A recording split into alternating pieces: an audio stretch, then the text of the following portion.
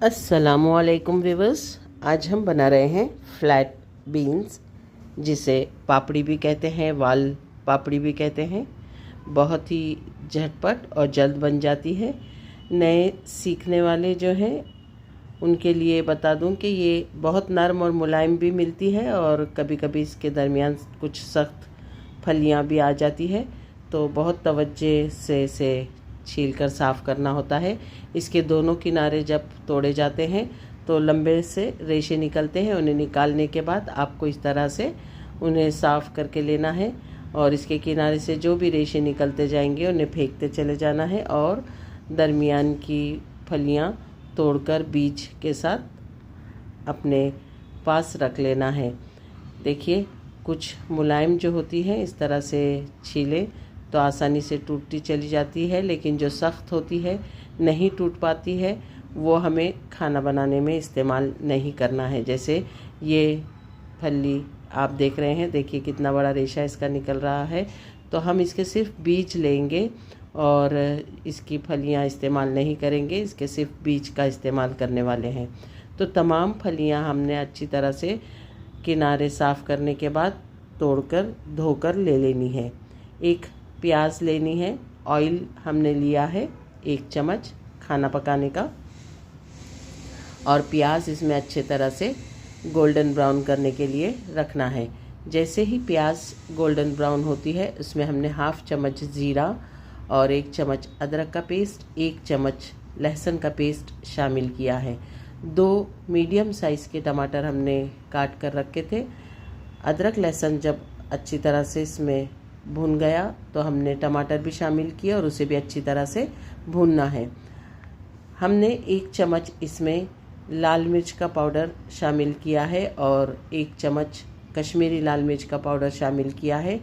ये मिर्च आप अपने जायके के मुताबिक शामिल करेंगे। और 1/2 चम्मच हमने इसमें शामिल किया था ज़ीरा पाउडर। 2 आलू हमने कट करके रखे थे। इससे ग्रेवी और भी जायकेदार बन जाएगी और थोड़ी सी इसकी क्वांटिटी भी ज़्यादा हो जाएगी। आलू मसालों के साथ भूनने के बाद इसमें हमने आलू के लिए और हमारी फ्लैट बीन्स यानी पापड़ी के लिए नमक शामिल किया है। नमक आप अपने जायके के मुताबिक शामिल करेंगे और आलू को खूब अच्छी तरह से भूनने के बाद जब ये ऑयल रिलीज़ करने लगेगा, मसाला ऊपर आएगा ऑयल, तो हम इसमें अपनी धुली हुई फ्लैट बीन्स जो हमने तोड़ के रखे थे इसमें शामिल कर देंगे।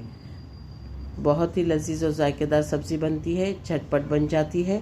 एक ही बर्तन में आप बना सकते हैं और नए सीखने वाले इसे बहुत आसानी से तैयार कर सकते हैं।